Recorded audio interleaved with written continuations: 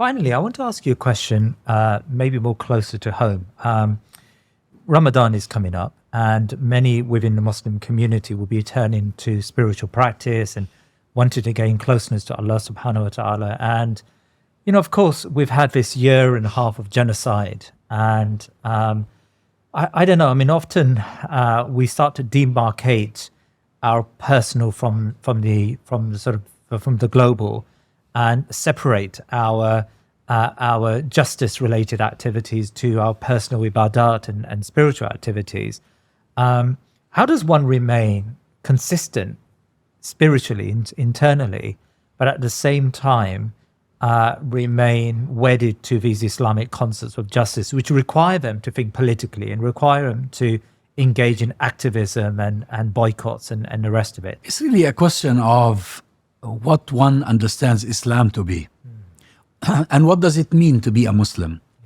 For the early generation of Muslims during the time of the Prophet ﷺ, the month of Ramadan, the month of fasting, and the month of Taraweeh, and the month of all these special social activities was also the month of jihad.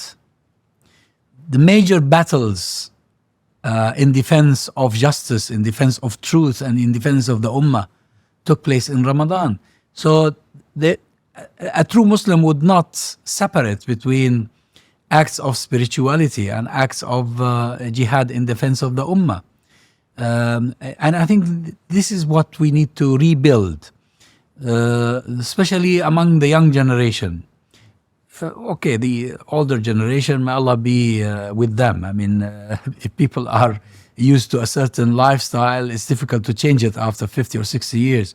But I think young Muslim men and women need to go back to the seerah of the Prophet ﷺ to grasp what it means to be a Muslim, truly.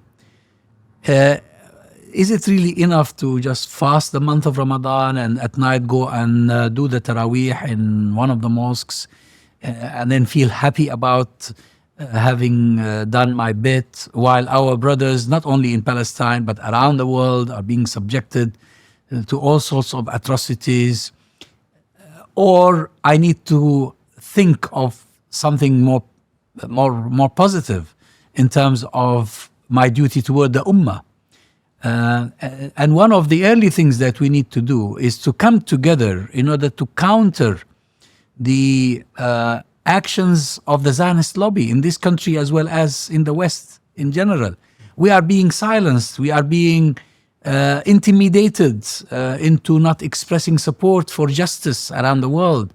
And something has to be done about this. We have to be defiant. Yesterday, my lecture in Rotterdam was supposed to be at the University of Rotterdam.